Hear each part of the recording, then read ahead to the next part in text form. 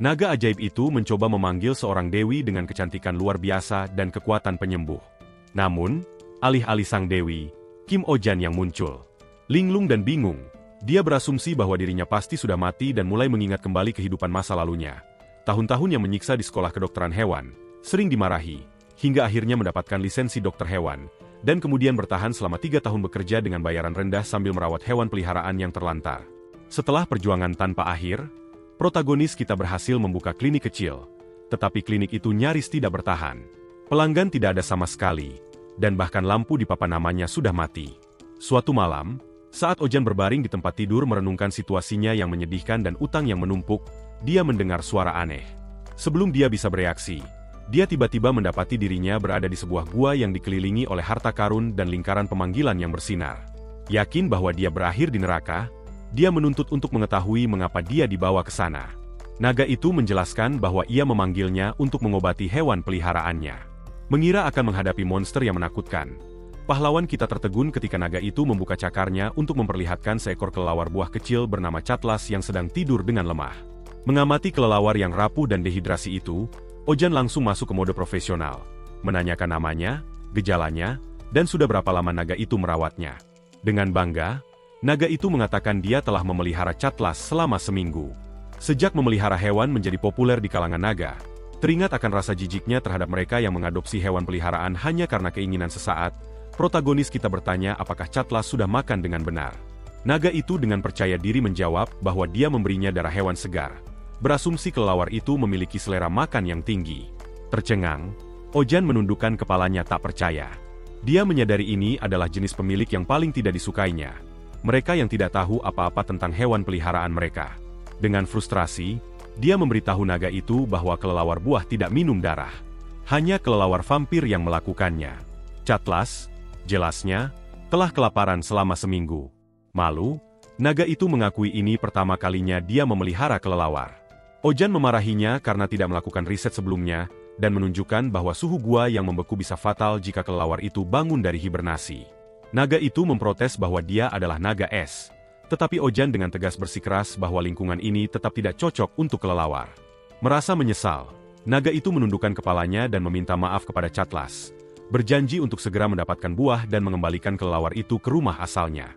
Bersyukur atas bantuan Ojan, naga itu menawarkan untuk mengabulkan satu permohonan sebagai tanda terima kasih. Ojan dengan bercanda meminta untuk direinkarnasi menjadi pangeran Arab yang kaya atau pewaris yang jahat.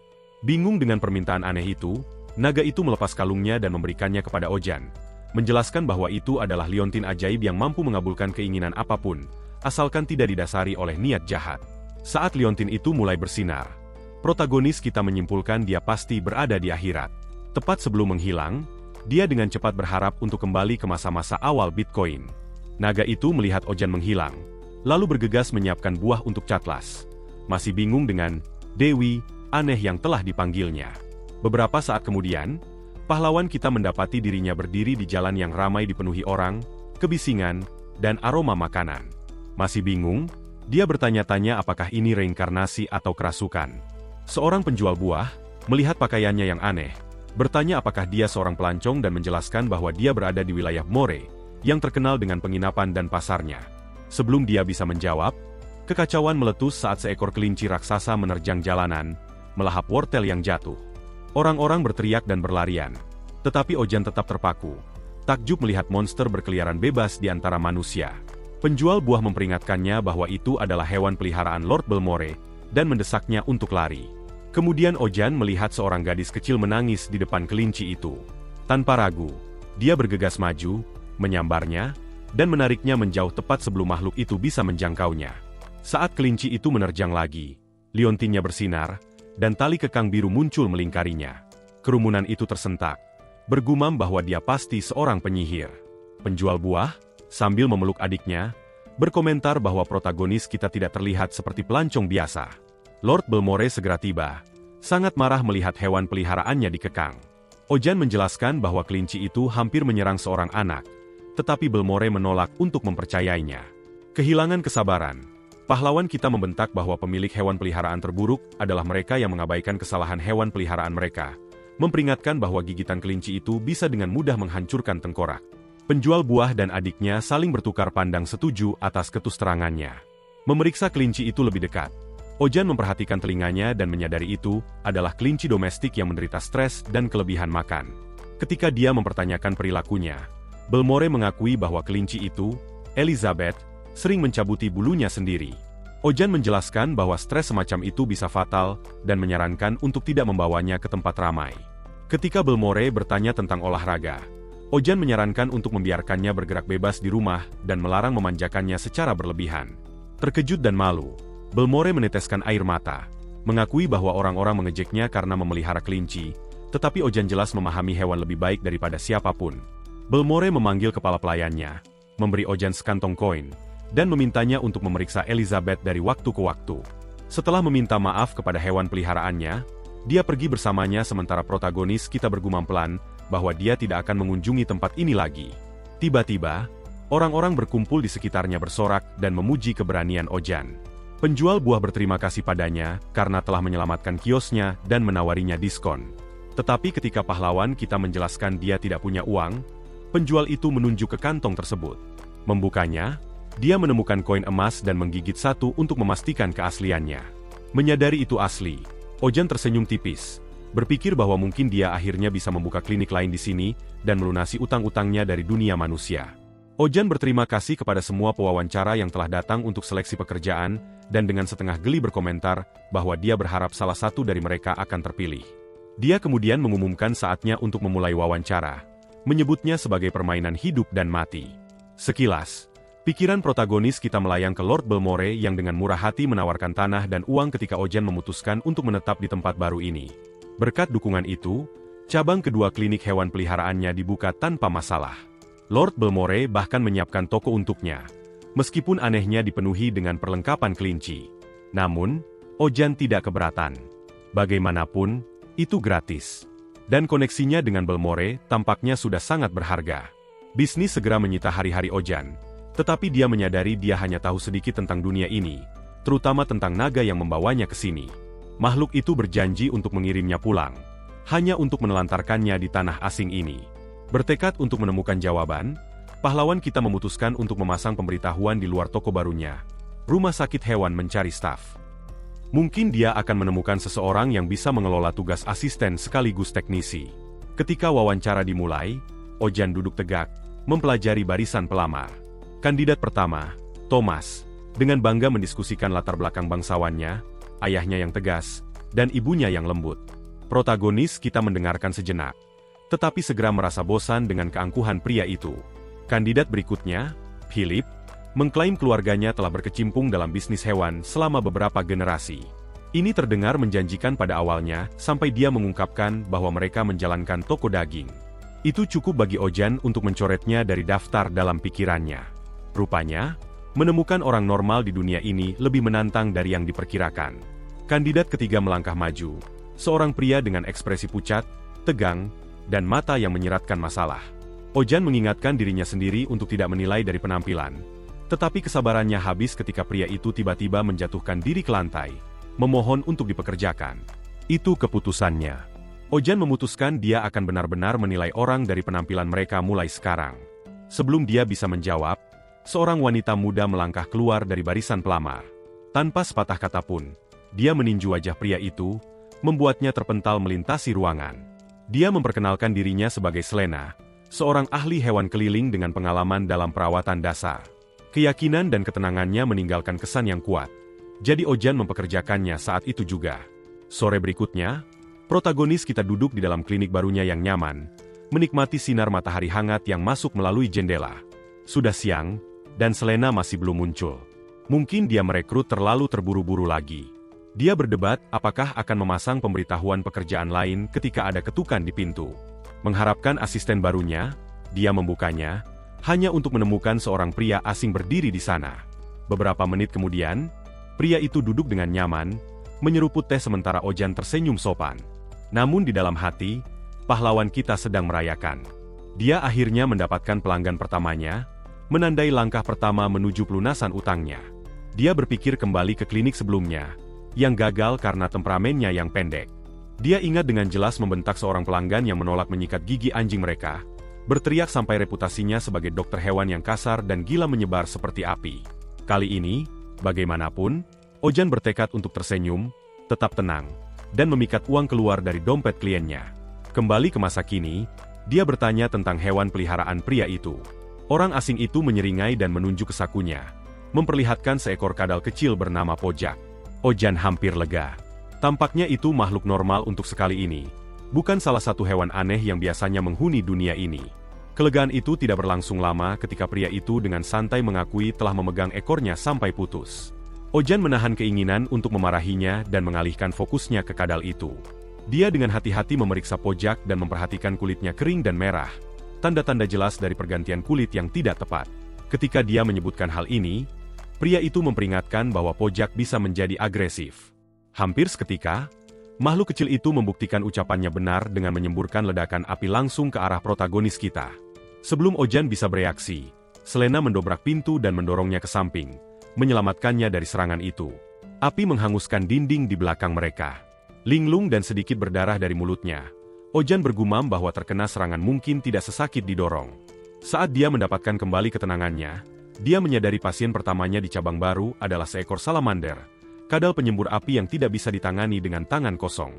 Dia bertanya-tanya apakah klinik itu bahkan memiliki sesuatu yang tahan api. Sementara itu, pria itu menatap Selena dengan tatapan memuja, menyebutnya cantik sementara Selena menanyainya tentang di mana dia menemukan makhluk itu. Dia dengan bangga menjelaskan dia memungutnya dari gunung di belakang desa, mengklaim itu adalah cinta pada pandangan pertama. Selena memberitahunya bahwa memelihara salamander adalah ilegal karena mereka terancam punah akibat perburuan berlebihan. Namun, dia meyakinkannya bahwa jika mereka mengaku memegangnya sementara untuk perawatan medis, pihak berwenang kemungkinan akan membiarkannya selama dia melepaskan hewan itu sesudahnya. Namun, pria itu memeluk Pojak erat-erat, matanya berkaca-kaca, dan menolak untuk melepaskannya. Tiba-tiba, dia berlari menuju pintu, berteriak bahwa tidak ada yang bisa memisahkannya dari salamander tercintanya. Ojan berdiri tak percaya, menatap pintu yang terbuka. Selena ragu-ragu sejenak sebelum Ojan membentaknya untuk mengejarnya. Dan begitu saja, pemeriksaan paling pertama di klinik itu berubah menjadi kejar-kejaran konyol melintasi kota. Awal yang pas untuk babak tak terduga lainnya dalam kehidupan baru Ojan. Ojan mengirim Selena lebih dulu untuk mengejar pria itu, dan pasar pun menjadi riuh. Wanita penjual buah, yang baru saja bersenandung tentang betapa damainya suasana tanpa gangguan terus-menerus dari Lord Pendeta, dengan cepat menyadari bahwa kedamaian tidak pernah bertahan lama. Dia menunduk di balik kiosnya saat keributan melintas, memutuskan yang terbaik adalah tetap tidak terlibat. Pria itu melesat melalui kerumunan, memeluk sesuatu erat-erat di dadanya dengan tekad putus asa. Sementara Ojan mengikuti, kehabisan napas, tetapi tidak mau menyerah. Wanita kios itu menyaksikan kekacauan dan bergumam bahwa apapun yang terjadi, itu bukan urusannya. Pria yang melarikan diri itu bergumam panik tentang orang-orang yang mencoba mencuri Pojak darinya. Protagonis kita dan Selena melanjutkan pengejaran sampai kelelahan akhirnya memperlambat mereka. Mengatur napas, Selena berkomentar bahwa Ojan butuh lebih banyak olahraga, lalu kembali fokus pada kondisi mendesak salamander itu. Ojan mengakui lapisan kulit makhluk itu telah menumpuk secara berbahaya dan memerlukan bantuan segera. Ekspresi Selena mengeras saat dia mengingat risikonya. Seekor salamander yang gagal berganti kulit akhirnya akan meledak. Api di dalamnya akan menghancurkan segala sesuatu di dekatnya. Tidak ada waktu untuk istirahat. Mereka harus menemukan makhluk itu sebelum bencana terjadi. Sementara itu, percaya bahwa dia aman, pria itu kembali ke rumah. Lega, dia meletakkan Pojak di atas meja, menyebutnya takdir bahwa mereka bersama. Euforianya dengan cepat berubah menjadi inspirasi artistik saat dia mulai bernyanyi, membiarkan melodi aneh memenuhi udara. Tiba-tiba, kepanikan menggantikan suasana kreatifnya ketika tubuh Pojak gemetar dan meledak menjadi api. Dalam sekejap, rumahnya dilalap api. Terbatuk-batuk di tengah asap, pria itu mencoba berunding dengan salamander itu, mengulurkan tangan seolah kasih sayang bisa menenangkan kobaran api. Pojak menjawab dengan semburan api lain. Nyala api tumbuh semakin ganas. Selena tiba tepat waktu untuk menyeret pria itu ke tempat aman sementara Ojan memantapkan dirinya melawan panas, bertekad untuk menahan makhluk yang mengamuk itu. Dia dengan kasar berpikir alat pemadam api akan berguna saat ini. Kemudian liontinnya bersinar. Ketika cahaya memudar, Ojan menemukan benda itu tepat di tangannya. Tidak ada waktu untuk mempertanyakan keajaiban ini. Dia bergegas maju, memadamkan api sampai perlawanan salamander itu memudar dan ruangan menjadi sunyi, kecuali desis uap yang samar. Saat api padam, Selena memeriksa sekeliling mereka. Pria itu duduk di tengah reruntuhan, bergumam bahwa amukan itu pasti disebabkan oleh kegagalan ganti kulit. Dia bersikeras dia akan merawat Pojak lebih baik lain kali. Nadanya berpegang pada kasih sayang yang salah tempat. Protagonis kita memandangnya dengan diam, bertanya-tanya apakah pria itu tahu apa arti perawatan yang sebenarnya. Cinta tanpa pemahaman, pikir Ojan, hanyalah keegoisan yang didandani sebagai pengabdian.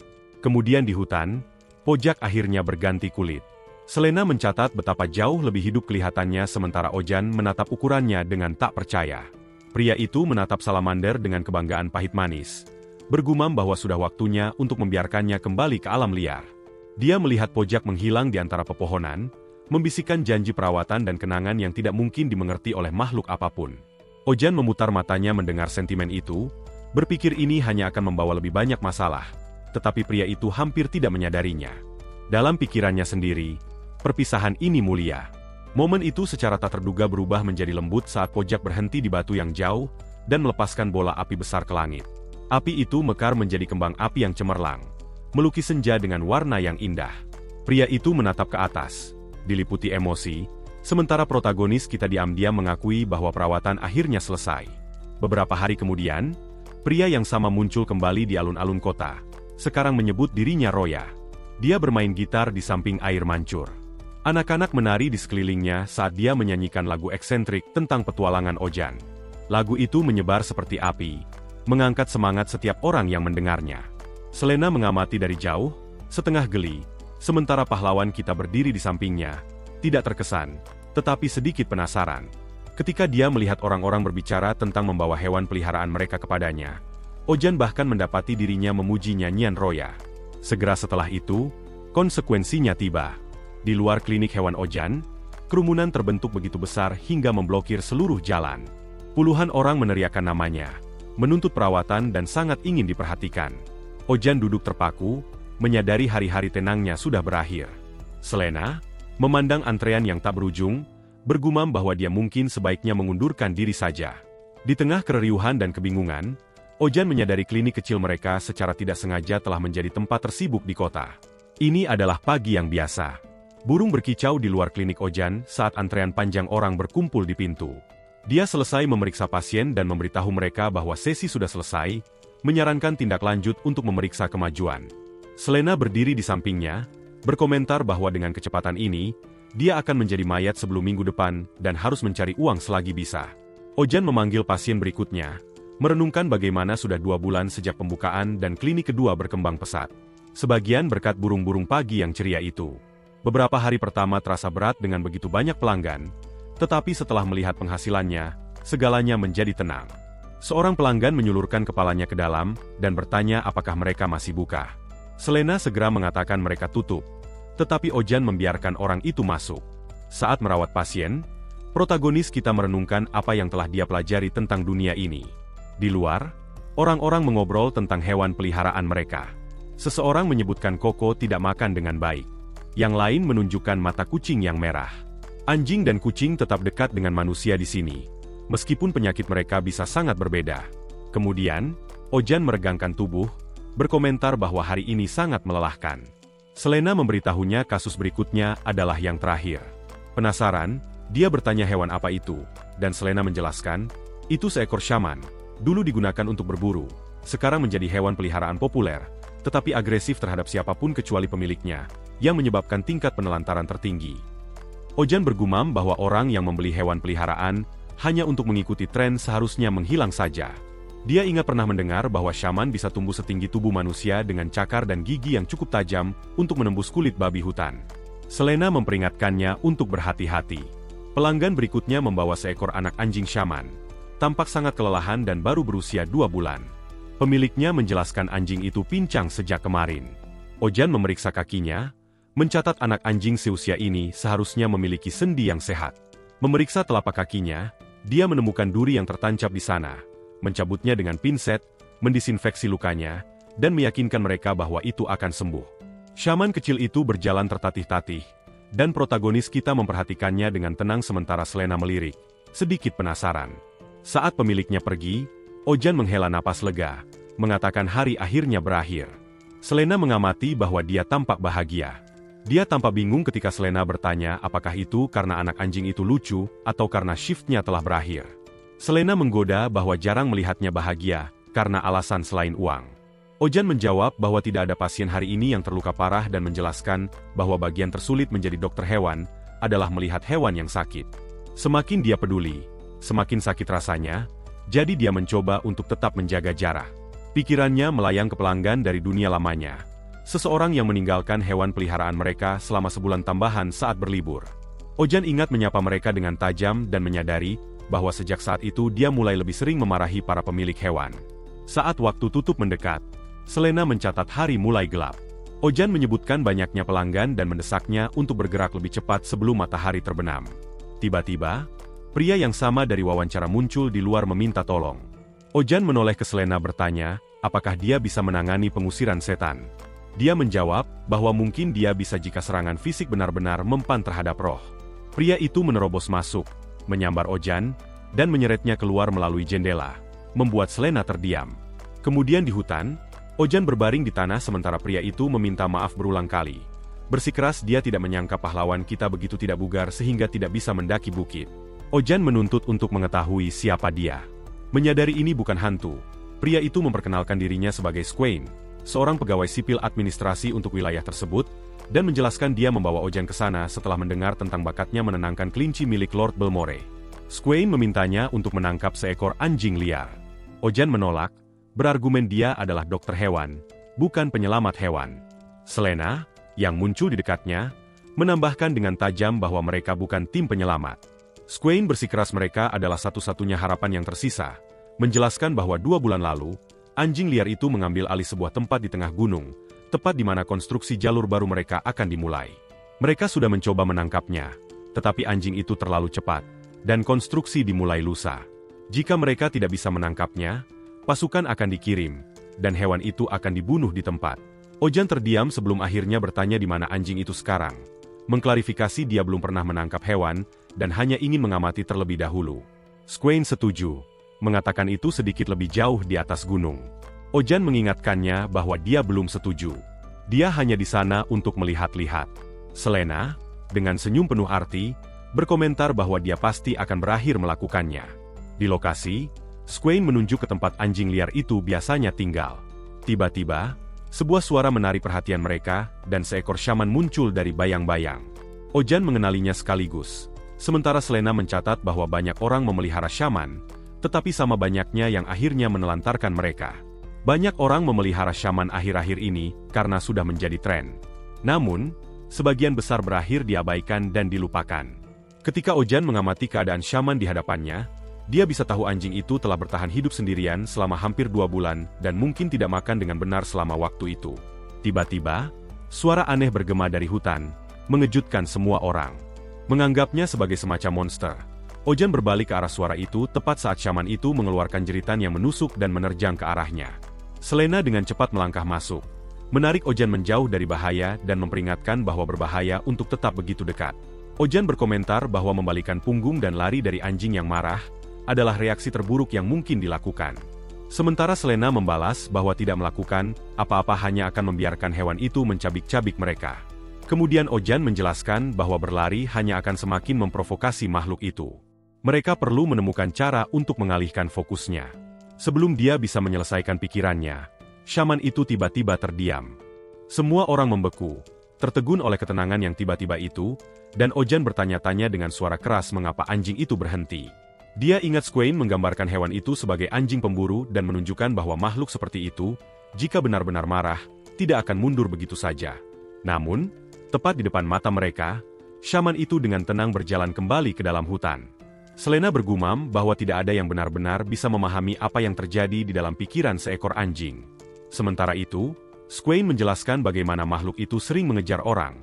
Perilakunya menjadi sangat mengganggu sehingga penduduk desa dari pemukiman terdekat terus-menerus mengirimkan keluhan. Saat Ojan mendengarkan, dia tenggelam dalam pikiran sebelum rasa ingin tahu menguasainya. Dia bertanya keluhan macam apa yang mereka terima, dan Squain menggambarkan bagaimana penduduk setempat menyebut hewan itu sebagai binatang buas yang berkeliaran di gunung, yang mereka anggap berbahaya dan menuntut agar ditangkap. Pahlawan kita merenungkan hal ini, lalu bertanya dengan suara keras, apakah ada orang yang pernah benar-benar terluka karenanya. Swain secara naluriah mulai setuju, tetapi setelah berhenti sejenak, mengakui bahwa tidak ada satu orang pun yang pernah terluka. Menoleh ke Selena, protagonis kita mengingat bahwa wanita itu pernah menyebutkan kesetiaan anjing shaman terhadap tuan mereka dan bertanya apakah dia masih mempercayainya. Selena membenarkan bahwa dia percaya, dan ekspresi Ojan sedikit berubah, seolah-olah ada sesuatu yang baru saja tersambung di benaknya. Keesokan paginya, Ojan dan Selena berangkat menuju desa terdekat di kaki gunung. Fokus mereka beralih dari menghadapi anjing liar itu, menjadi mengungkap kisah di baliknya.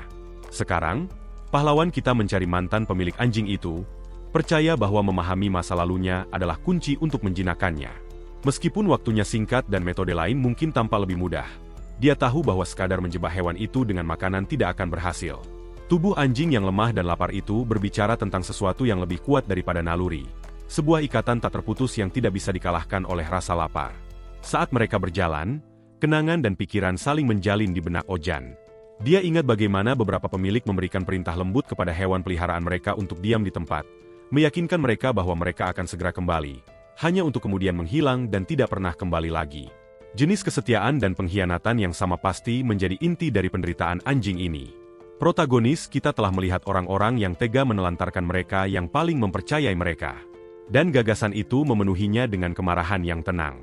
Dengan teguh, pahlawan kita berjanji pada dirinya sendiri bahwa ketika mereka akhirnya menemukan pemiliknya, orang itu akan dipaksa untuk menghadapi apa yang telah mereka lakukan dan menyaksikan bagaimana makhluk setia yang mereka tinggalkan telah bertahan.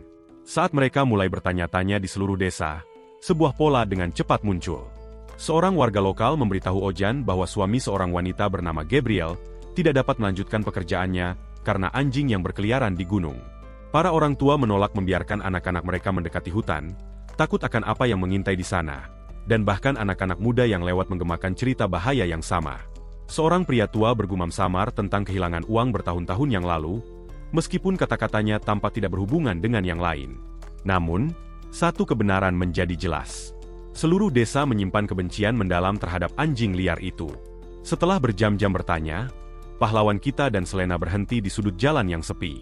Lelah mendengar laporan menakutkan yang sama, Ojan mulai curiga bahwa mungkin pemilik anjing itu sama sekali bukan dari desa ini. Selena setuju, mencatat bahwa jika tidak ada yang lain, semua orang yang mereka temui memiliki permusuhan yang sama terhadap hewan itu. Saat itulah seorang wanita berambut panjang mendekati mereka. Dia telah mendengar pertanyaan mereka dan dengan ekspresi serius menyebutkan bahwa mereka sedang mencari Jack, pria yang pernah memiliki anjing itu. Dia mendesak mereka untuk mengikutinya dan memimpin mereka menuju rumah Jack. Ojan memperhatikan betapa terpencilnya rumah itu, hampir tersembunyi di antara pepohonan, dan wanita itu menjelaskan bahwa Jack tinggal sendirian, terpisah dari penduduk desa. Itulah sebabnya hanya sedikit orang yang mengenalnya. Ketika mereka mencapai rumah kayu kecil itu, dia berhenti di dekat sebuah makam sederhana di dekat pintu masuk, dan dengan tenang mengungkapkan bahwa Jack meninggal 2 bulan lalu dalam sebuah tanah longsor. Dia menjelaskan Jack tidak memiliki keluarga, dan bahwa dia sendiri yang mengurus pemakamannya. Lebih jauh, dia bersikeras bahwa Jack tidak pernah menelantarkan anjingnya. Dia hanya tidak pernah berhasil kembali. Wanita itu juga mengaku pernah mencoba membawa anjing itu pulang, tetapi gagal. Dan sekarang dengan kesedihan yang berat dalam nada suaranya, dia memohon kepada mereka untuk membantu hewan yang dia panggil Max itu. Beban kata-katanya meresap dalam-dalam ke dalam diri Ojan. Penyesalan yang tenang memenuhinya saat dia menyadari betapa salahnya dia menilai situasi tersebut. Pahlawan kita memanjatkan doa dalam diam untuk kedamaian Jack, mengungkapkan penyesalannya, dan membuat janji teguh bahwa mereka akan menyelamatkan Max, tidak peduli apapun yang diperlukan. Kemudian, kembali di hutan, Swain berkomentar kepada petugas yang baru saja tiba, bahwa dia mengharapkan mereka pada hari berikutnya. Mencatat bahwa mereka pasti telah menyelesaikan misi sebelumnya lebih awal dari yang diperkirakan. Dia menyarankan untuk menunda tugas mereka saat ini untuk membunuh Max hingga besok. Tetapi para petugas menepis gagasan itu. Salah satu dari mereka bersikeras tidak ada alasan untuk menunggu, dan bahwa masalah itu harus segera ditangani. Karena penduduk desa sudah membenci anjing itu, dia beralasan tidak akan ada yang keberatan jika mereka mengakhirinya sehari lebih cepat dari jadwal. Kembali di rumah Jack, Ojan melangkah masuk dan segera mencium aroma obat herbal yang tertinggal di udara. Tanda yang jelas bahwa Jack adalah seorang ahli herbal. Selena menyarankan untuk mengambil apapun yang membawa aroma pemiliknya untuk saat ini, dan menunjuk ke beberapa pakaian yang tergantung di dekatnya. Mata pahlawan kita beralih ke bingkai foto di rak yang memperlihatkan Jack dan Max bersama. Dia bertanya-tanya apa yang mungkin terjadi pada seseorang yang begitu peduli pada anjingnya. Kemudian Selena melihat sebuah foto di dinding dan menunjuknya. Itu adalah gambar Mandrake. Dia berkomentar bahwa Jack pasti sedang mencarinya. Pahlawan kita ingat pernah melihat Mandrake di film, dan Selena menjelaskan bahwa itu adalah tanaman yang menjerit, spesimen langka dan sangat sulit dikumpulkan. Keduanya mengingat suara aneh dari hutan sehari sebelumnya. Terlepas dari bahayanya, Mandrake sangat berharga, sesuatu yang diimpikan oleh setiap ahli herbal untuk ditemukan. Sementara itu, Max duduk di depan guanya, menatap langit, tenggelam dalam pikiran saat dia mengingat pemiliknya. Hujan turun hari itu ketika dia dan Jack berlindung di dalam gua. Jack tertawa melihat hujan deras yang tiba-tiba, bertanya-tanya apakah mereka harus menunggu sampai hujan berhenti sebelum keluar. Menyalakan api, dia meletakkan selimut wol di atas Max, menyuruhnya diam atau dia akan masuk angin. Max meringkuk dekat, dan Jack, meskipun kelelahan, tersenyum dan berkata mereka beruntung menemukan tempat berlindung. Saat melihat sekeliling, Jack melihat tanaman tumbuh di dekat dinding gua. Mengenali bentuk daunnya, dia menyadari itu adalah Mandrake. Terheran-heran, dia mengakui dia tidak pernah berpikir akan melihatnya di luar buku. Dengan bersemangat, dia memutuskan untuk kembali ke rumah untuk mengambil peralatannya. Menyuruh Max menunggu dan berjanji dia akan segera kembali. Max menggonggong pelan, tetapi Jack meyakinkannya bahwa jaraknya tidak jauh. Tersenyum, dia melangkah keluar ke tengah hujan. Kemudian, longsoran batu-batu besar tiba-tiba runtuh, menewaskannya seketika. Waktu berlalu, api di gua padam, tetapi Max terus menunggu dengan setia. Minggu berikutnya, beberapa turis lewat. Salah satu dari mereka memperhatikan anjing itu sudah lama berada di sana. Mereka berasumsi dia telah ditelantarkan dan merasa kasihan, memutuskan untuk memberinya makan. Tetapi ketika mereka mendekat, Max memekik dan mundur ketakutan, mengusir mereka. Terkejut, para turis pergi, bergumam bahwa anjing itu berbahaya dan tidak heran pemiliknya meninggalkannya. Max kembali ke gua dan duduk lagi, menunggu Jack, tidak menyadari dia tidak akan pernah kembali. Di masa kini, saat Max mengingat Jack, para petugas mendekat. Salah satu menyarankan tidak perlu terburu-buru karena hari sudah mulai gelap. Mereka harus segera menuju penginapan. Berdiri di depan Max, mereka menyiapkan anak panah bius mereka, cukup untuk melumpuhkan seekor shaman. Squain memohon kepada mereka untuk menunggu 1 jam lagi, menjelaskan bahwa dia telah menyewa seseorang untuk membantu menyelamatkan anjing itu. Dari apa yang dilihat Squain, Max tidak pernah menyakiti siapapun dan hanyalah seekor anjing yang memiliki sebuah kisah. Petugas itu, yang tidak tergerak, mengatakan mereka tidak di sana untuk mendengarkan cerita seekor anjing. Tugas mereka adalah melindungi penduduk, dan hanya itu yang penting. Saat dia mengangkat senjatanya dan membidik, Max terengah-engah. Tepat ketika petugas itu hendak menarik pelatuknya, Selena dan Ojan tiba, menghentikannya. Selena bersikeras mereka harus menyelamatkan anjing liar itu, bukan menyakitinya. Pada saat itu, Max melihat ilusi pemiliknya berdiri di hadapannya, tersenyum lembut. Sosok itu memberitahunya bahwa dia datang untuk menjemputnya, dan bahwa Max telah menunggu lama. Diliputi kegembiraan, Max bergerak maju, ekornya bergoyang, percaya pemiliknya akhirnya kembali. Protagonis kita melangkah lebih dekat. Suaranya rendah dan lembut saat dia mengakui dia bukan orang yang ditunggu Max, tetapi memberitahunya bahwa sudah waktunya untuk pulang. Malam yang sunyi turun di atas hutan di mana seekor rusa berlari menyelamatkan nyawanya. Dikejar oleh makhluk liar yang mata kuningnya bersinar membelah kegelapan, jeritan tajamnya bergema melalui pepohonan, memecah kesunyian hutan. Menjelang pagi, ketenangan di dalam klinik Ojan terganggu ketika seorang pelanggan menerobos masuk, dengan panik memohon bantuan untuk hewan peliharaan mereka. Pahlawan kita menunduk untuk menemukan seekor panda yang begitu gemuk hingga nyaris menggelinding. Sangat kelebihan berat badan hingga sulit berguling. Dia bergumam tak percaya sementara pemiliknya bersikeras panda itu menjadi lemah dan hampir tidak makan. Hanya 7 kali makan sehari sekarang. Ojan menghela napas, memperingatkan bahwa jika tidak kembali ke berat badan yang sehat, panda itu bisa sakit parah.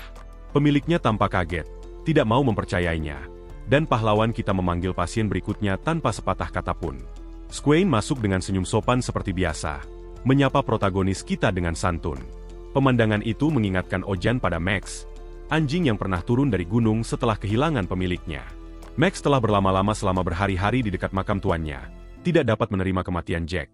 Dikasihani oleh semua orang di desa sampai dia akhirnya membuka diri kepada satu orang yang mengunjungi dan merawatnya, Squain. Ketika Ojan bertanya apa yang membawanya ke sana, dan apakah sesuatu telah terjadi pada Max, Squain menyangkalnya dan malah mengeluarkan tanaman mandrake dari tasnya. Selena melihat sesuatu yang aneh tentang tanaman itu. Akarnya terekspos di atas tanah. Tidak seperti kebanyakan mandrake yang lebih suka terkubur dalam-dalam. Squain menjelaskan bahwa Jack, sebelum meninggal, telah menemukan mandrake itu dan memutuskan untuk menyimpannya sebagai kenang-kenangan.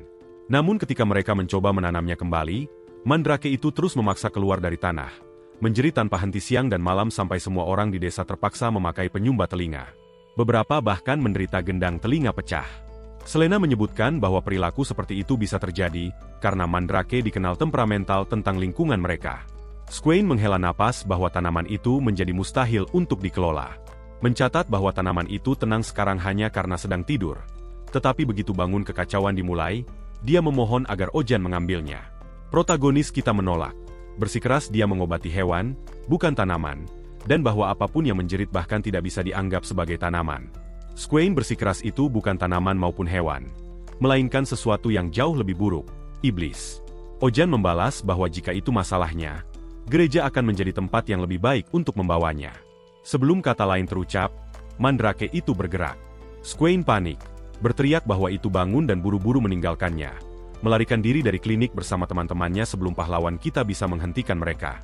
Frustrasi, Ojan mengumpat ke arah mereka. Bergumam bahwa dia telah melihat orang menelantarkan banyak hal, tetapi tidak pernah menelantarkan tanaman. Selena dengan cepat menutupi mandrake dengan perisai kaca dan mengingatkannya bahwa mandrake adalah tanaman herbal yang berharga.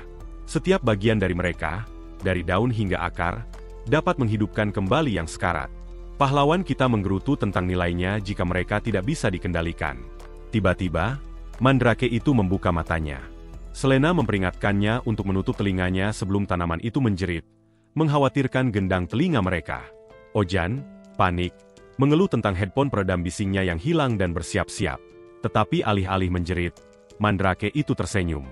Bingung, dia melihat saat Selena mempelajari perilakunya. Dia menyadari tanaman itu sepertinya menyukainya dan memintanya untuk mengeluarkan kalungnya. Segera setelah dia melakukannya, mata mandrake itu membelalak dan mulai menari dengan gembira. Protagonis kita hampir tidak bisa mempercayainya sementara Selena tertawa. Mengatakan itu terlihat sebahagia mainan bunga matahari yang pernah dia lihat. Dia bergumam tentang betapa menjijikannya perbandingan itu terdengar. Tetapi Selena hanya menyuruhnya untuk membesarkannya di kamarnya untuk saat ini. Meskipun dia memprotes, dia akhirnya melakukan hal itu.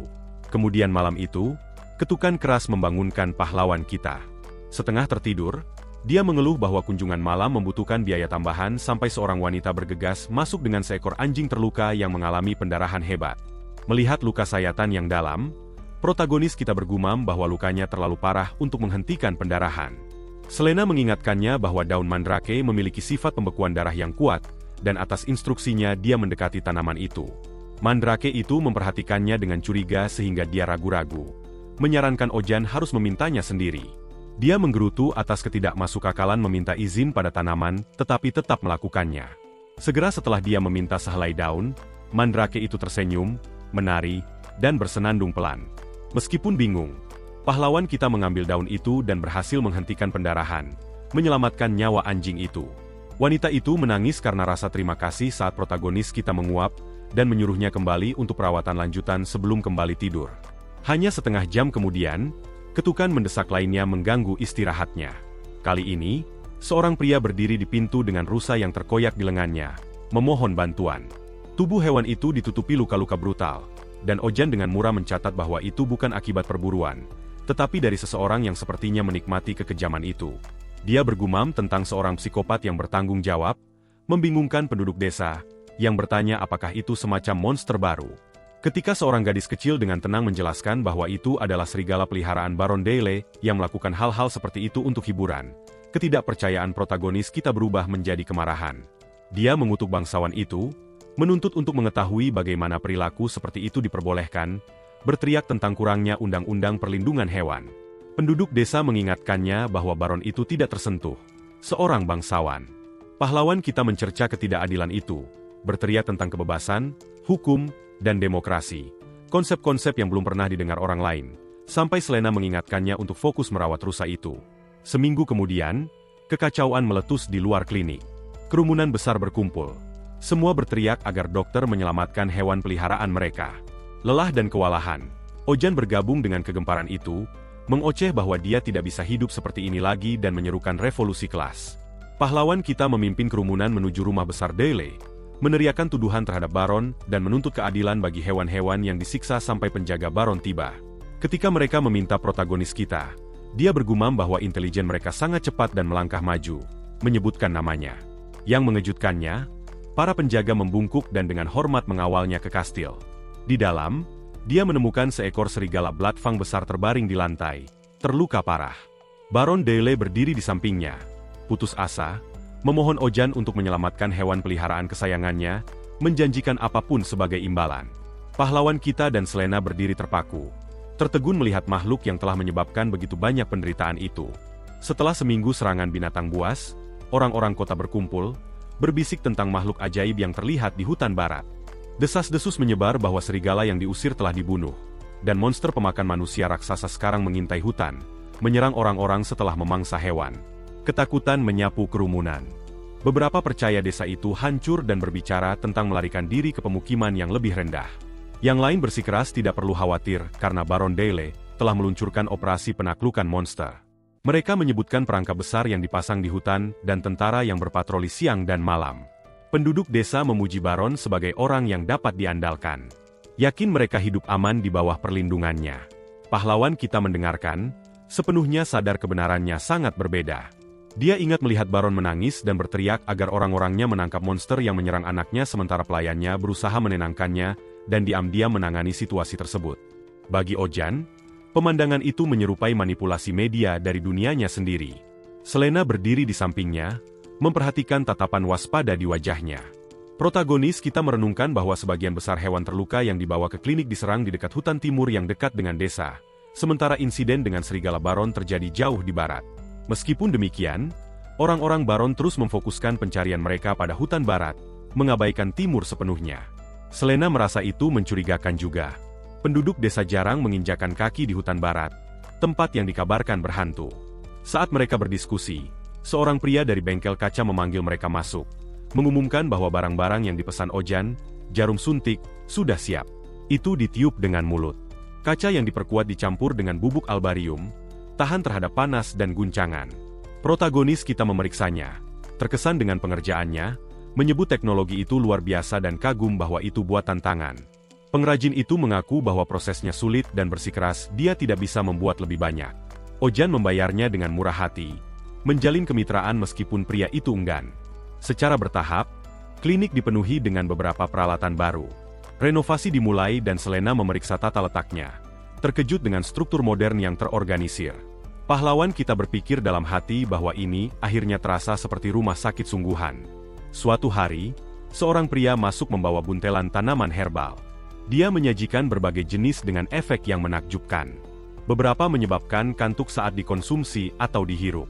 Yang lain meredakan sakit perut atau mencegah batuk. Dan satu ramuan memiliki sifat antiseptik. Ojan memeriksanya dengan tak percaya, menemukan efeknya luar biasa. Beberapa bahkan dikabarkan bisa mengobati penyakit fatal. Dia bergumam bahwa tidak ada yang seperti ini bahkan di dunianya. Sementara Selena mengejek skeptisismenya, tiba-tiba seorang gadis berlari masuk, memanggil Ojan untuk datang cepat karena monster itu telah tertangkap. Di hutan, tentara, anjing pemburu, dan Baron Daily berdiri berkumpul di sekitar perangkap yang hancur. Suara auman bergema melalui pepohonan. Para prajurit mendesak maju, mengklaim monster itu terpojok. Saat pahlawan kita mendekat, bayangan makhluk itu muncul, hanya untuk mengungkapkan seekor kucing kecil yang menangis dengan marah. Semua orang terdiam. Para prajurit ragu-ragu, mencatat itu terlihat seperti kucing jalanan biasa. Tetapi Baron bersikeras itu adalah makhluk yang sama yang menakuti serigalanya, menunjuk ke cakar dan giginya sebagai bukti sifat jahatnya. Ojan menyadari para prajurit itu serius saat mereka melemparkan jaring ke atas kucing itu. Hewan itu meronta dan menangis saat Baron tertawa, memerintahkannya untuk dibakar. Protagonis kita keberatan. Tetapi Baron menuntut kucing itu diseret hidup-hidup untuk eksekusi publik. Menyaksikan hewan yang ketakutan itu, pahlawan kita teringat dunianya sendiri di mana seorang pria pernah membawa kucing yang terluka ke kliniknya, menjelaskan dia biasa memberinya makan di distrik perbelanjaan sebelum seseorang menyakitinya. Ojan menyebut orang-orang seperti itu iblis, membenci penyiksa hewan di atas segalanya. Kembali ke masa kini, kucing itu merobek jaring, membuat para prajurit panik saat mereka berteriak untuk menjebaknya lagi. Tiba-tiba, pahlawan kita mendapat ide. Dia berteriak agar semua orang menutup mulut dan hidung mereka, lalu menunjuk ke dahi kucing itu. Sebuah bekas luka berbentuk huruf M bersinar samar di atas alisnya. Dia menyatakannya sebagai tanda iblis besar, yang membawa wabah global, tanda gona, pandemi besar. Ojan menyatakan kucing itu sebagai iblis, perwujudan dari wabah besar, mengklaim infeksi pertama kali menyebar melalui tikus, lalu ditularkan ke kucing yang memakan hewan pengerat yang terinfeksi dan menyerap sihir gelap mereka, menjadi pembawa penyakit yang bahkan lebih kuat. Menurut protagonis kita, kucing ini adalah sumber bencana yang akan datang. Begitu penyakit itu mulai menyebar, dia memperingatkan separuh populasi akan menghilang. Orang-orang yang sudah siap membunuh kucing itu, mendengarkan dengan tak percaya. Para prajurit mencemooh klaimnya. Dan bahkan Baron Daly mendesak kebenaran, meragukan cerita pahlawan kita. Meskipun mereka skeptis, Ojan berdiri teguh, mengingat dunia yang sangat mirip dengan ini yang pernah berperang melawan wabah serupa, dunia yang dipenuhi dengan masker, ketakutan, dan kekacauan. Dia bersikeras makhluk itu mungkin memang membawa energi iblis, tetapi masih cukup mudah untuk ditekan. Pahlawan kita menambahkan bahwa di dunianya, obat ditemukan, dan hal yang sama mungkin bisa dilakukan di sini. Menoleh ke Selena, Ojan diam-diam berharap dia akan mendukung gertakannya. Dia melakukannya dengan tenang menjelaskan bahwa dengan darah kucing dan ramuan yang tepat, mungkin saja membuat obat. Meski tampak tenang di luar, pahlawan kita khawatir tipu muslihatnya mungkin gagal. Para prajurit mengejek cerita itu sebagai hal yang bodoh. Tetapi sebelum ketegangan meningkat lebih jauh, Baron memberi Ojan waktu seminggu. Dalam waktu itu, dia harus menyembuhkan makhluk itu dan mempersembahkannya di kastil. Setelah itu kucing itu akan dieksekusi di depan umum. Kembali di klinik, protagonis kita menghela napas lega. Berterima kasih kepada Selena atas pemikirannya yang cepat dan terkesan dengan betapa meyakinkannya dia bermain peran. Dia menjawab bahwa dia tidak berbohong. Secara teknis, obat bisa dibuat menggunakan makhluk itu dan akar mandrake. Meskipun itu akan membutuhkan ratusan mandrake. Dia bertanya mengapa dia ingin menyelamatkan hewan itu. Memperingatkan bahwa begitu dia bangun, kekuatannya mungkin mustahil untuk dikendalikan. Ojan menjelaskan bahwa kucing ini bukanlah yang bertanggung jawab atas serangan di desa. Dia menunjukkan catatan cedera hewan, menunjukkan bahwa luka-lukanya berbeda dalam ukuran dan bentuk dari yang bisa ditimbulkan oleh kucing itu. Pola itu menunjukkan predator yang sama sekali berbeda. Selena dengan cepat menyadari kebenarannya. Magma, serigala Baron Daly, pasti adalah pelaku sebenarnya, dan kucing itu hanya membela diri. Protagonis kita setuju, tetapi merasa mencurigakan bahwa Baron, yang pernah menyembunyikan serangan Magma, tiba-tiba menyalahkan binatang lain dan memulai perburuan publik. Dia menduga perburuan itu hanyalah kedok dengan kucing sebagai target sebenarnya. Selena mengamati bahwa ini akan menjelaskan mengapa Baron ingin makhluk itu ditangkap hidup-hidup daripada dibunuh, dan mengapa dia menerima penjelasan Ojan yang goyah dengan begitu mudah. Pernyataan tentang kebohongan kikuknya membuat pahlawan kita kesal, tetapi perhatiannya segera beralih ke luka-luka kucing itu. Bekas luka di dahinya bukanlah cedera biasa, dan tanda-tanda lama di sepanjang kakinya menunjukkan penderitaan jangka panjang. Dia bertekad untuk mengungkap kebenaran tentang apa yang telah dialami makhluk ini. Selena memperhatikannya dengan cermat, menyadari dia bukan dokter hewan yang serakah dan acuh tak acuh seperti yang pernah dia yakini. Ada kelembutan dalam caranya menangani hewan itu sampai anak itu tiba-tiba memeluk kucing tersebut, membenamkan wajahnya ke bulunya dan menyebutnya lembut dan hangat. Pemandangan itu menghapus kesan lama Selena, meyakinkannya bahwa Ojan hanya gila. Sementara mandrake di dekatnya terbakar cemburu. Keesokan paginya, tangisan mengerikan bergema dari luar klinik. Penduduk kota berkumpul, berbisik dengan kagum dan ketakutan tentang suara-suara aneh itu. Desas-desus menyebar dengan cepat, mengklaim pahlawan kita sedang bertarung melawan iblis dan memurnikan sumber wabah. Dalam beberapa jam, opini publik mengubahnya menjadi legenda, seorang penyihir dari dunia lain. Kerumunan meneriakan namanya, mengeluk-elukan Kim Ojan sebagai penyihir hebat. Di dalam, tidak menyadari keributan yang berkembang, protagonis kita mencoba memberi makan kucing itu, hanya untuk dicakar wajahnya lagi. Temperamen makhluk itu membuatnya kesal. Tetapi dia menyadari bahwa kucing itu tampak lebih kecil dari sebelumnya. Selena menunjukkan bahwa ukuran dan beratnya telah menurun selama 3 hari terakhir, dan dia berspekulasi kucing itu mungkin kehilangan energi iblis. Ojan menyimpulkan itu hanya kelaparan. Rasa lapar memicu kemarahannya, membakar energi dan memperdalam rasa laparnya dalam siklus yang kejam. Saat pahlawan kita berharap mendapatkan camilan iblis yang dikenal sebagai Cororo, rasa sakit yang tiba-tiba mencengkeram dadanya. Kalung naga di lehernya bersinar, melepaskan cahaya yang memadat menjadi camilan mirip coklat yang familiar. Camilan itu melesat langsung ke mulut kucing itu, dan ia mulai mengunyah dengan gembira. Ojan, lega, terus memberinya makan dengan kasih sayang yang tumbuh sementara Selena menyaksikan dengan ketidakpercayaan dalam diam. Saat kucing itu makan, bekas luka di dahinya mulai bersinar samar. Selena membeku, tiba-tiba menyadari semuanya masuk akal. Makhluk di hadapan mereka bukanlah sekadar kucing. Monosceros, singa bertanduk, pernah berkuasa sebagai binatang mitos selama era ketika naga lenyap dan mana melonjak di seluruh dunia. Dipuja sebagai suci, tanduk mereka memberkati tanah tandus dengan air dan mengubah kegelapan menjadi cahaya. Hati mereka menyimpan kekuatan ajaib untuk menghasilkan mana, dan tanduk di dahi mereka berfungsi sebagai saluran ilahi tempat energi itu mengalir. Namun, mereka yang berani menyentuhnya menemui kematian yang tak terelakkan. Setelah bencana kelaparan mana yang hebat, jenis mereka menyusut, memaksa mereka untuk menyamar sebagai makhluk yang lebih kecil untuk bertahan hidup. Meskipun melemah, mereka tidak pernah kehilangan kebanggaan akan garis keturunan ilahi mereka, dan tidak pernah bisa dijinakan oleh manusia kecuali oleh satu entitas, roh penyembuh. Di klinik, kucing kecil itu akhirnya buang air besar dan Ojan, lega, memujinya sambil memberi makan Cororo. Selena, yang menonton, bertanya-tanya apakah bijaksana untuk terus memancing makhluk itu dengan camilan iblis. Malam yang sama di rumah besar Baron Daly, seorang mata-mata melaporkan kepadanya bahwa kucing itu telah makan dengan patuh, dan bahwa anak itu menggendongnya seperti seorang anak kecil. Baron, ragu, mendengarkan saat tentaranya berlutut di sampingnya. Suara mereka gelisah. Mereka berbicara tentang singa iblis dan rumor wabah, memperingatkan bahwa makhluk itu mungkin tidak biasa. Mereka ingat bahwa tidak ada manusia yang pernah menjinakkan Monosceros, bahkan yang melemah sekalipun. Dalam kasus terburuk, mana di dalam tubuh mereka dapat rusak menjadi racun, mengubah mereka menjadi bom hidup. Kekuatan mereka, kata mereka, dapat membawa seluruh bangsa menuju kehancuran. Baron Daly, gelisah, teringat kata-kata Ojan tentang wabah yang pernah menghabiskan dunianya, pertempuran yang diperjuangkan umat manusia selama bertahun-tahun. Dia juga ingat bahwa Monosceros dikatakan menolak semua makanan yang ditawarkan oleh manusia. Sekarang dia mulai bertanya-tanya apakah protagonis kita mengetahui sesuatu yang tidak diketahui orang lain. Keesokan paginya, klinik dipenuhi dengan aktivitas. Asisten baru, Pio, yang bertindak sebagai resepsionis, memanggil pasien berikutnya untuk memasuki ruang periksa. Ruangan terasa hidup dan teratur, seperti seharusnya klinik yang layak. Sementara itu, Selena memarahi pasien yang berisik yang hewannya menolak untuk diam. Kejengkelannya tumbuh dan dalam ledakan amarah, dia membungkam keributan dengan sihir, mengejutkan semua orang. Ojan menyaksikan, ngeri, saat dia mengulangi mantranya pada pelanggan lain, menciptakan kekacauan di dalam klinik.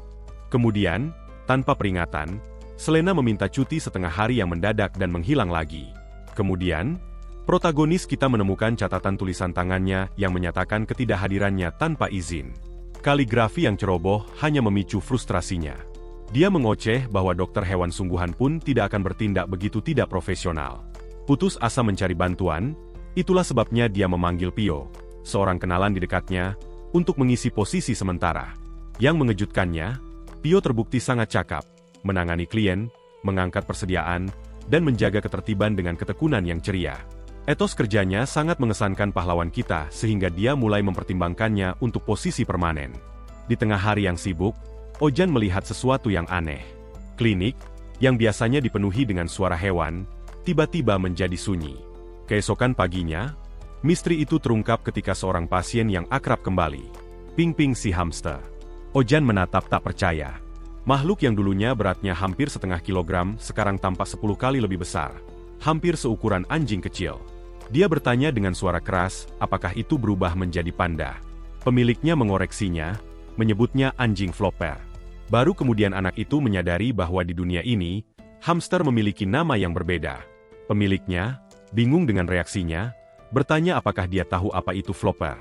Ojan mencoba menutupi, tetapi Pio masuk dengan lancar, menjelaskan bahwa dia berasal dari dunia lain. Itulah sebabnya dia menggunakan istilah yang berbeda dan mengapa pengetahuan medisnya melampaui pemahaman lokal. Tersanjung, protagonis kita mendengarkan saat pemilik menyimpulkan bahwa dia pasti pernah belajar di luar negeri. Bangga dan geli, dia segera mempekerjakan Pio sebagai staf permanen. Kembali ke Ping-Ping, Ojan memeriksa tubuhnya yang terlalu besar. Makhluk itu tampak sehat, meskipun warna dan ukurannya yang tidak biasa menimbulkan pertanyaan. Dia berspekulasi itu mungkin telah menyerap semacam sihir pertumbuhan. Saat dia mengamati, kucing di sampingnya menjadi tampak cemburu dan melompat ke arah hamster. Saat dia melakukan kontak, Ping-Ping terbelah menjadi 3 salinan yang identik. Semua orang di klinik membeku.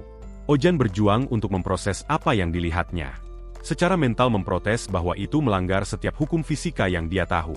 Pemiliknya, sangat gembira, memeluk ketiga makhluk itu, menyatakan bahwa setelah bertahun-tahun kesepian, Ping-Ping akhirnya memiliki keluarga.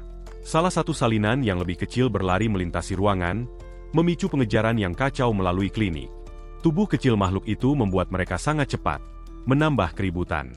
Selena tiba-tiba kembali, muncul entah dari mana. Dengan ketepatan yang mudah, dia menangkap ketiganya, 2 di tangannya dan 1 di antara giginya dan menyatakan mereka sebagai blob. Ketika ditanya tentang asal-usul mereka, pemilik mengakui dia menerima makhluk itu sebagai hadiah dari ayahnya. Tidak menyadari sifat aslinya, Selena memutuskan untuk menyimpannya untuk observasi, meyakinkan pemilik bahwa tidak ada bahaya yang akan menimpa mereka. Ojan menambahkan bahwa klinik tidak pernah terlibat dalam eksperimen yang tidak etis, dan bahwa tidak ada yang terjadi tanpa persetujuan wali. Meskipun di dalam hati dia bertanya-tanya mengapa dia yang memberikan pidato moral. Malam harinya, Selena menjelaskan bahwa blob sama sekali bukan makhluk alami, melainkan makhluk buatan yang diciptakan oleh penyihir gila sejak lama. Pahlawan kita tercengang, menyadari bahkan dunia ini memiliki ilmuwan gila sendiri. Selena bersikeras penyihir itu tidak sepenuhnya jahat, hanya tersesat, dan bahwa ciptaannya, meskipun tidak stabil, tidak pernah dimaksudkan untuk membahayakan. Ojan berkomentar bahwa blob seharusnya telah lenyap seabad yang lalu dan terkejut menemukan satu setelah sekian lama. Rasa ingin tahu menguasainya dan dia dengan santai bertanya pada Selena berapa umurnya. Sebelum dia bisa menjawab, suara gemericik aneh datang dari Sunja di dekatnya. Protagonis kita menoleh ke arahnya dengan prihatin, hanya untuk diganggu oleh ketukan. Dari balik pintu, suara seorang prajurit mengumumkan bahwa Baron Dayle telah tiba. Saat Tuan Baron melangkah ke klinik Ojan, menyatakan bahwa dia akan membawa keluar monster itu, protagonis kita dilanda kepanikan yang tenang. Terkoyak antara menyembunyikan kucing itu atau membantunya melarikan diri dalam seminggu. Dia tidak punya waktu untuk bersiap. Setiap saat telah dihabiskan untuk merawat makhluk itu. Memaksakan senyum gugup, pahlawan kita menyapa bangsawan itu dengan sopan. Pikirannya melayang ke Selena, yang sudah pergi dan meninggalkannya untuk menghadapi kekacauan itu sendirian. Baron duduk dengan berat, tidak tertarik pada basa-basi, bahkan menolak tawaran teh dan menuntut untuk melihat monster itu segera. Ojan ragu-ragu, bergumam bahwa perawatannya belum selesai, tetapi Baron dengan dingin menunjukkan bahwa jika klinik masih buka, penyembuhannya pasti sudah selesai. Anak itu dengan cepat mengarang cerita liar. Kecelakaan selama eksorsisme menyebabkan jejak misterius muncul di antara dia dan kucing itu, mengikat mereka bersama sehingga mereka tidak bisa lagi dipisahkan. Orang-orang Baron bertukar pandang skeptis, bergumam bahwa dia pasti gila, karena berharap ada yang percaya omong kosong seperti itu. Menyadari ceritanya terurai, protagonis kita mengubah taktik, mempertanyakan mengapa Baron memiliki kucing hitam lain yang dikurung di penjara bawah tanah kediamannya. Tuduhan itu mengejutkan bangsawan itu. Sesaat, ketenangannya goyah. Ojan menekan lebih keras, menuduhnya berencana menukar kucing asli dengan yang tidak bersalah. Baron, marah dan defensif, menyangkalnya, mengalihkan kesalahan dengan bersikeras bahwa serangan hewan yang mengganggu desa disebabkan bukan oleh Sunja, tetapi oleh kecerobohan Ojan sendiri. Pahlawan kita membalas bahwa pelaku sebenarnya adalah serigala Baron sendiri, menunjukkan catatan medis sebagai bukti. Luka pada korban cocok dengan cakar serigala. Salah satu pria itu merampas dokumen-dokumen itu, merobeknya, dan mengejeknya. Protagonis kita hanya bisa mengertakkan gigi, diam-diam mengutuk kurangnya catatan digital di dunia ini. Tiba-tiba, salah satu anak buah Baron mendorong Ojan ke samping, dan mendekati kandang Sunja. Kucing itu mendesis dan menyerang, mencakar penyusup itu. Pikiran anak itu berpacu. Memanggil pembawa baja akan mengungkapkan terlalu banyak, dan sedikitpun petunjuk tentang senjata bisa memperburuk keadaan. Dia mencengkeram liontin di lehernya, berdebat apakah akan mengambil risiko menggunakan kekuatannya, mengetahui langkah seperti itu dapat mengubah segalanya. Sebelum keputusan dibuat, pintu mendobrak terbuka. Beberapa elf masuk, dipimpin oleh Selena dan seorang pria jangkung dengan rambut putih panjang. Suara pendatang baru itu berdering dengan otoritas saat dia memerintahkan semua orang untuk mundur. Baron langsung mengenalinya, lambang pohon dunia, lingkaran tunggal terukir di alisnya. Semua tanda kalian, Kepala Badan Inspeksi Tertinggi Benua Barat dan penjaga Ordo Adhereal. Baron tergagap menyapa, menutupi kegelisahannya dengan komentar sarkastik tentang ironi Ordo Suci semacam itu muncul di klinik yang lusuh. Ojan tersinggung atas penghinaan itu, tetapi menahan lidahnya. Kalian mengumumkan bahwa mereka datang sebagai tanggapan atas laporan tentang binatang suci yang terancam punah. Pahlawan kita menatap, terganggu sejenak oleh betapa tidak nyata elf itu tampak. Seolah-olah karakter film telah menjadi hidup. Dia sadar ini pasti alasan Selena menghilang selama berhari-hari. Ketika dia memberikan kandang itu kepada kalian, kesadaran menyerang. Telinganya yang sedikit runcing selalu menjadi petunjuk. Dia juga seorang elf. Selena memperingatkan atasannya untuk berhati-hati, bersikeras kucing itu sangat ganas. Kalian memulai mantra yang mengelilingi Sunja dalam bola cahaya biru. Saat makhluk itu naik tanpa bobot, dia memeriksa luka di mahkotanya. Mencatat itu menyerupai penampang cabang pohon dunia, tanda yang ditinggalkan oleh ekstraktor mana, perangkat yang digunakan untuk menguras esensi makhluk suci. Sikap tenangnya memudar menjadi kemarahan saat dia menoleh ke Baron, menuntut untuk mengetahui apakah dialah yang memutuskan tanduk Sunja, sang Monosceros. Bangsawan itu gemetar, memprotes ketidakbersalahannya, lalu melarikan diri dengan panik ketika didesak lebih lanjut. Protagonis kita menyaksikan dengan kagum, menyadari kekuatan dan pengaruh elf di sini bahkan melampaui kaum bangsawan. Dia tidak bisa menahan perasaan gembira dengan pertunjukan itu. Kalian, sementara itu, berkomentar bahwa hanya segelintir senjata yang bisa melukai binatang suci seperti itu, dan berjanji kebenaran akan segera terungkap. Dia berterima kasih kepada Ojan karena telah melindungi makhluk itu, dan mengumumkan bahwa mereka akan merawat Monosceros di bawah asuhan mereka. Sebelum mereka bisa bertindak, energi Sunja melonjak. Kucing itu menghancurkan penghalang magis, melesat ke depan, dan membenamkan dirinya dalam pelukan pahlawan kita, menekan erat seolah takut meninggalkannya. Para elf membeku tak percaya. Makhluk suci mencari kenyamanan dari manusia. Sunja berpegangan pada kalung Ojan, tubuh gemetar. Tatapan kalian menyipit saat dia mempelajari liontin itu, pengakuan muncul di matanya. Dia bergumam kepada teman-temannya bahwa rumor itu benar dan implikasinya lebih besar dari yang diperkirakan. Protagonis kita merasa gelisah di bawah pengawasan itu. Itu adalah tatapan yang sama yang diberikan profesor universitasnya, sebelum mencoba merekrutnya untuk sekolah pasca sarjana. Bahkan Selena sekarang memperhatikannya dengan mata yang tidak bisa dibaca. Setelah jeda, kalian memutuskan untuk mempercayakan Sunja kepada Ojan, menjelaskan bahwa meskipun prosedur standarnya adalah membawa manusia dan binatang itu ke markas untuk penyelidikan, kehadiran Selena menginspirasi cukup kepercayaan. Dia hanya mengangkat bahu, kebosanannya terlihat jelas. Anak itu tidak bisa tidak mempertanyakan kurangnya antusiasmenya. Bertanya-tanya bagaimana dia berhasil tetap begitu tenang melalui segalanya. Kalian melakukan mantra lain, memunculkan kalung halus dan meletakkannya di leher Sunja. Jimat itu bersinar samar dengan sihir pelindung yang dirancang untuk membantu makhluk itu mendapatkan kembali kekuatan menggantikan tanduknya yang hilang. Sunja menggeliat, jelas teriritasi oleh perhiasan itu. Salah satu elf menjelaskan, mantra itu juga berisi sinyal darurat, memungkinkan mereka untuk merasakan secara instan jika makhluk itu jatuh ke dalam bahaya. Ojan kagum pada kecanggihan magis mereka. Itu praktis sistem penyelamatan otomatis. Kalian kemudian mengeluarkan sebuah cincin dan mempersembahkannya kepada pahlawan kita sebagai tanda terima kasih. Menjelaskan bahwa itu membagikan otoritas keluarga Celestian bersama dengan sihir pelindung yang serupa. Ojan menerima dengan ragu-ragu, setengah merasa terhormat, setengah cemas tentang beban apa yang mungkin dibawa hadiah itu. Kalian tersenyum ramah dan bersikeras untuk memakaikannya sendiri. Meskipun canggung, protagonis kita membiarkannya. Para elf bergumam persetujuan mereka, mencatat cincin itu sangat cocok untuknya. Dia melirik pita bersinar di jarinya, masih tidak yakin nasib macam apa yang baru saja dia masuki. Kim Ojan telah melajang sejak lahir, dan sekarang cincin pertama dalam hidupnya duduk di tangannya. Cincin elf yang bersinar samar dengan sihir yang terasa terlalu mencurigakan. Sesuatu tentang itu membuatnya gelisah. Dia mencoba menolak dengan sopan, meminta maaf dan mengatakan dia tidak bisa menerima hadiah seperti itu. Kalian bingung, bertanya mengapa.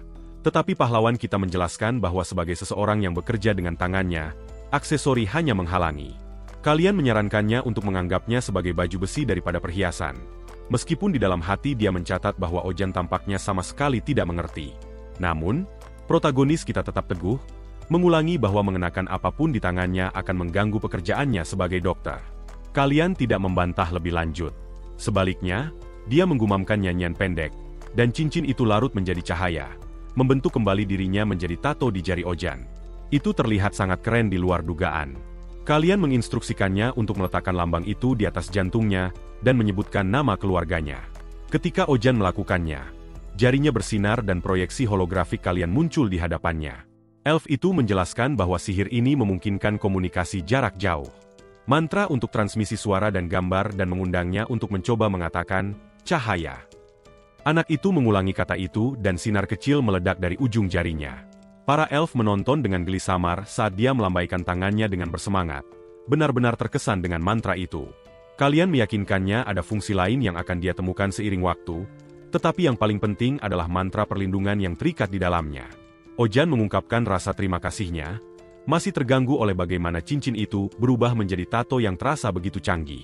Selena memandang dengan geli samar, mengingat betapa kerasnya dia menolak cincin itu, tetapi sekarang tampak senang dengan hasilnya. Perhatian kalian beralih ke kalung di leher protagonis kita, dan rasa ingin tahu berkedip di wajahnya. Ketika Ojan menjelaskan itu berasal dari naga, para elf tercengang. Naga diakini telah lenyap 1000 tahun yang lalu. Dia mengklarifikasi bahwa dia mendengar hal yang sama, tetapi menjelaskan dia pernah merawat hewan peliharaan naga yang sakit sebagai penyembuh. Sebagai imbalannya, naga itu memberinya kalung itu dan berjanji untuk mengirimnya pulang. Tapi sebaliknya, Ojan berakhir di dunia ini karena kesalahan. Menyadari sekali lagi betapa dalamnya semua orang di sini memahami sihir. Pahlawan kita bertanya apakah ada yang tahu cara mengirimnya kembali. Sebelum dia selesai, ketiga elf itu menatapnya dengan mata terbelalak.